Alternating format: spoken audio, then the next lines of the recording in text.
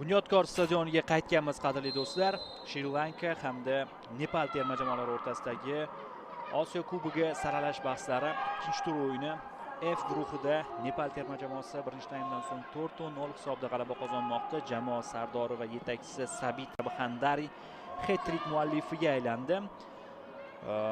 Umuman 4 ta gol urdi jamoa va o'zgarish bo'lganini ko'ryapmiz. 15-raqamdagi futbolchi Sandumi Sevmini o'z o'rnini 17-raqamdagi Imishaga bo'shatib berdi.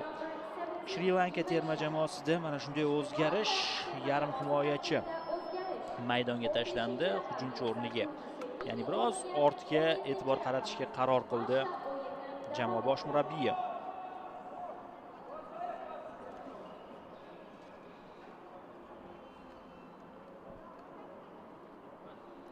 Tarkiblarni eslatib o'taman.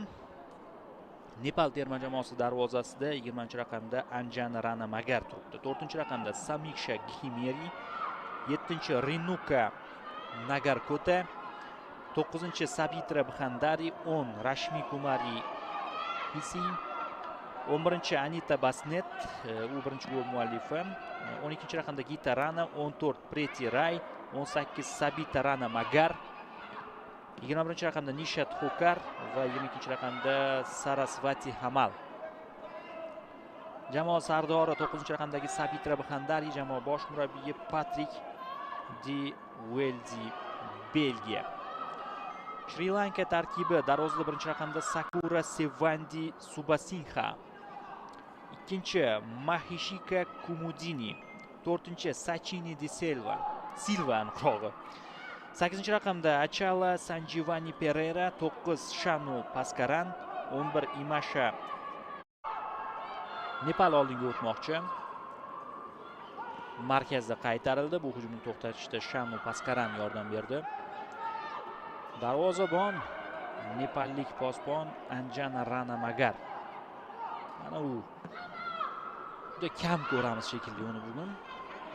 Ko'rgan pallalarimizda ham hozircha faqatgina himoyachilar unga to'pni oshirganda yoki erkin zarba berilayotganda ko'ryapmiz.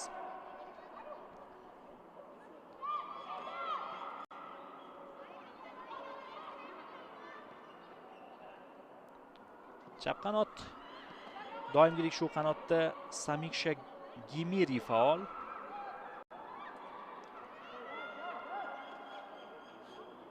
O'ng qanotdan yurish. Bu zarbamidi, uzatmamidi? Menimcha zarba tayyorlayotganda. Mana shu hujumchi, yarim himoyachi aniqrog'i Imisha.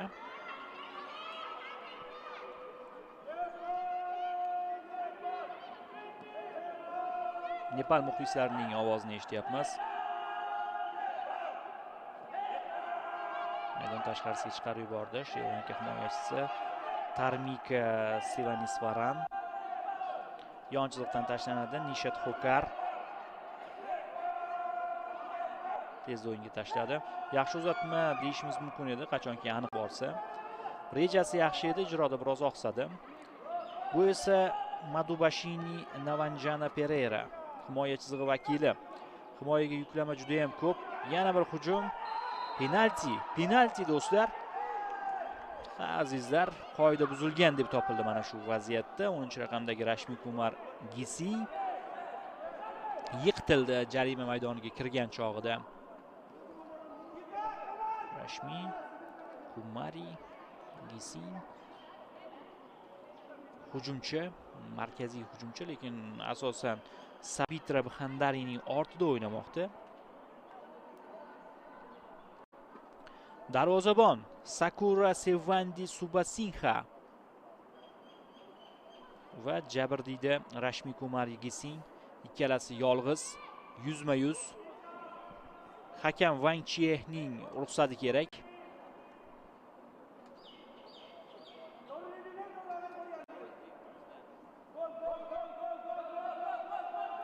Xo'sh. Ruxsat berildi. Zarba yo'llandi. 5-0. Gita Rana gol muallifi. 10-raqamlik ko'ringan edi, biroz adashgan ekanmiz. Gita Rana zarba bergan. Jabrlanuvchi Umari Gising emas. Himoyachi Gita Rana penaltini ishonchli tarzda amalga oshirdi, darvozabonni chalg'itdi va hisobni 5-0 ko'rinishga keltirdi.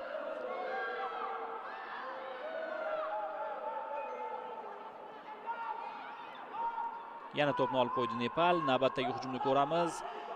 16 metrlik maydon ichida uzatma himoyachiga tegib tashqariga chiqib ketdi. Yana bir burchak zarbasi guvohiga aylanamiz.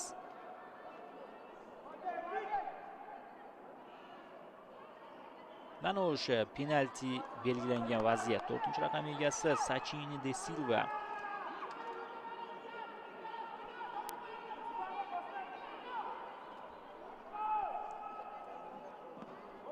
Yuqoriga ko'taryapti. Darvoza tomon bordi, darvozabon qaytardi. Mana bu yerdachi Muhandari zarba berishga urindi. To'p katta ehtimol bilan havoda chiziqni kesib o'tgan.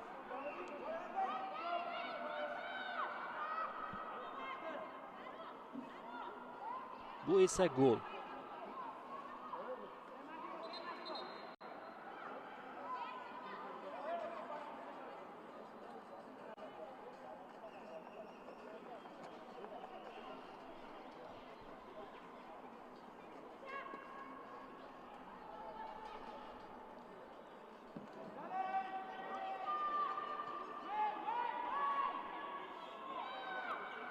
Darvoza tomon yo'llangan zarbalarni ko'ring. 55-daqiqagacha bo'lgan statistika uchun rahmat aytamiz. 24 ta zarba yo'llabdi Nepal. Ularning darvozasi tomon Shri Lanka 2 ta zarba yo'llagan, bittasi aniq.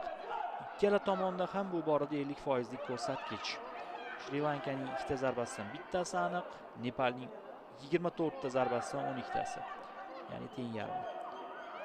25-zarbaga qarab boryapti jamoa. Zo'r kombinatsiya. Himoyachi so'nggi pallada tegib qoldi to'pga. Darvozabon esa uni egallab olyapti. Sakura Sevandi Subasingha darvozabon, uning nigohlari nega bunchalik ekanligini taxmin qilish qiyin emas. Jamoasi juda yomon o'ynayapti.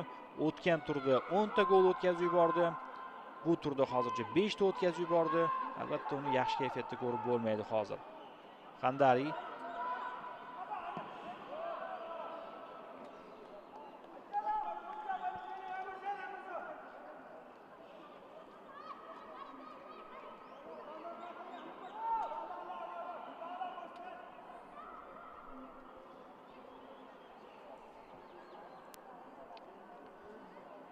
bugun O'zbekiston raqibini mag'lub etadigan bo'lsa, biz keyingi turda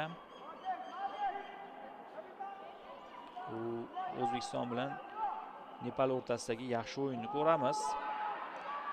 Zarba yo'llay olmadi. Burchak zarbasi yomon ijro etilmagan edi.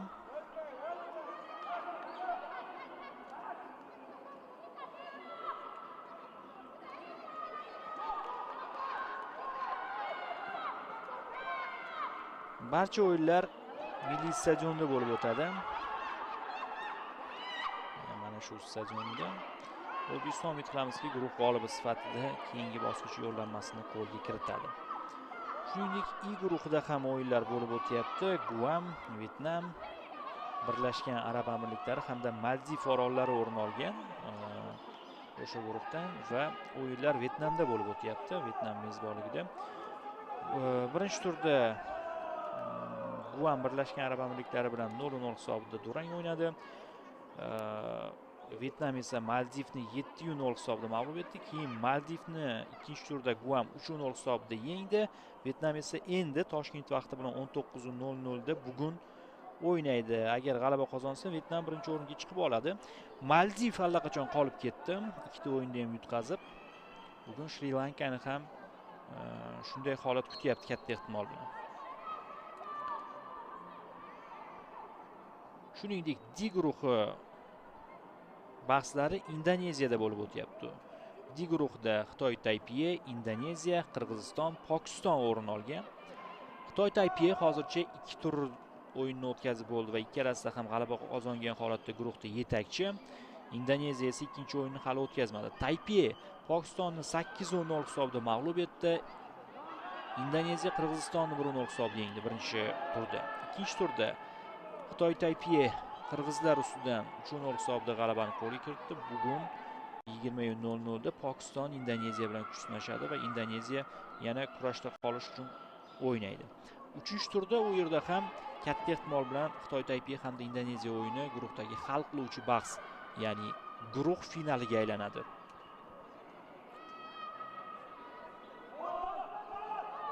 Chap qanotdan hujum. Aldab o'tishga qaror qildi. Yana bir raqibni aldadi. Zarba bersa ham bo'ladi. O'zi zarba berdi, u qadar kuchli chiqmadi.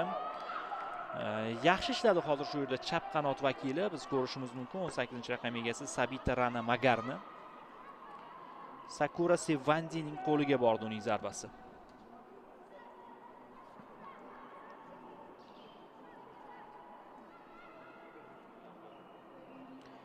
C guruhida Bangladesh, Myanma, Bahrayn hamda Turkmaniston. Myanma Turkmanistonni birinchi turda 8-0 hisobda yengdi. Bahrayn Bangladeshga 7-0, ya'ni to'g'rirog'i Bangladesh g'alaba qozondi. Bahrayn 0-7 hisobda taslim bo'ldi. Ikkinchi turda Bangladesh Myanmani ham mag'lub etdi. 2-1. Buning evaziga mezbonni taslim etgan Bahrayn 2 tur yakuniga ko'ra juda qulay imkoniyatga ega. 6 ochko, mezbonlarda 3 ochko. Bangladesh durang o'ynasa ham keyingi turda Osiyo chempionati yo'llanmasini qo'lga kiritadi. Raqibi Turkmaniston bo'ladi 3-turda. Endi B guruhiga nazar tashlaymiz. B guruhida 5 ta jamoa bor. Bu yerda boshqacharoq. Hindiston, Tailand, Iroq, Timor-Leste va Mo'g'uliston.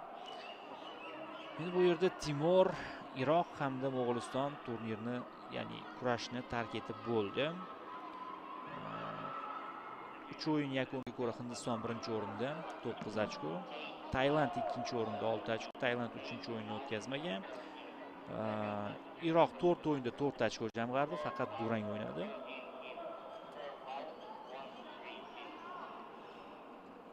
Timor-Leste hamda Mo'g'ulistonda so'nggi o'rinlar. Timorda 1 ochko, Mo'g'ulistonda 0. 62-daqiqa 6-golni ko'ramizmi? Ko'ramiz. Ha do'stlar, 6-gol. Kutib oling. 21-raqamdagi himoyachi Nishat Xokar standartda oldinga o'tib jamoasiga gol urib berdi. Shuningdek, A guruhi bahslari hali boshlanmagan. Eron, Iordaniya, Livan, Singapur, Butan joy olgan A guruhdan va o'yinlar Qatarda bo'lib o'tadi. Bu o'yinlar 7-iyul sanasida start oladi.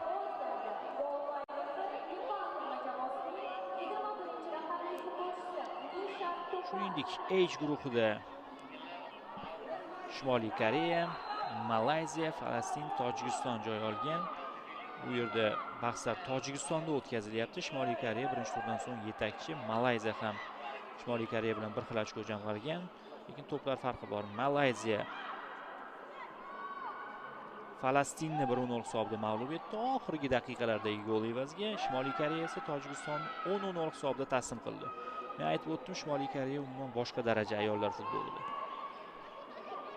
Ikkinchi tur o'yinlari endi bo'lib o'tadi u yerda. O'ng qanotdan yurishni ko'ryapmiz. Nepal jarima maydoni ichiga kirib bordi. Qaytarildi. Xokar zarbaga aylanib ketdi. Mana shu uzatmasi. Darvozabon qiyinchilik bilan bartaraf etyapti ushbu vaziyatni. Sakura Sevandi hali ko'p ko'ramiz.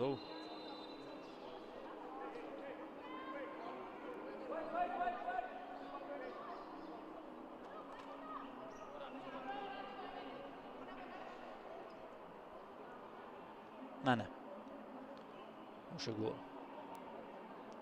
Uzatma muallifi Anita Basnet, 11-raqam egasi. Yaxshi pas keldi. To'p uncha kuchli kelmadi, qulay bordi boshga va to'g'ri darvozaga joylab qo'ydi. Shunchaki burib yuborish qolgan edi. O'zgarishlar 13 hamda 7 raqamdagi o'yinchilar maydonga tushdi. Shri Lankada kimlar maydonda olib tashlangani haqida keyinroq gaplashamiz. Hozir yana bir burchak zarbasi. Kuzatib qo'yishimiz kerak. Darvozabon qaytardi. Uzoqlashtirish o'xshamadi. Nepalda qolmoqda to'p. Rai aqlli o'ynadi. Qoida buzilishi bor. Raiga zarba berdi Shri Lanka vakilasi.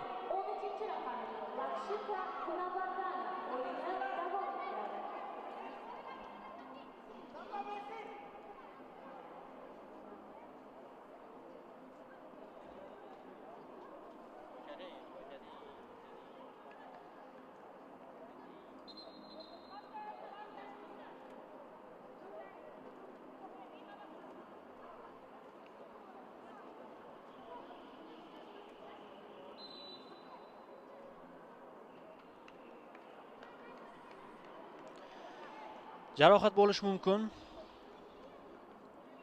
Tushani Madushikada 12 raqam egasida shifokorlar tushdi.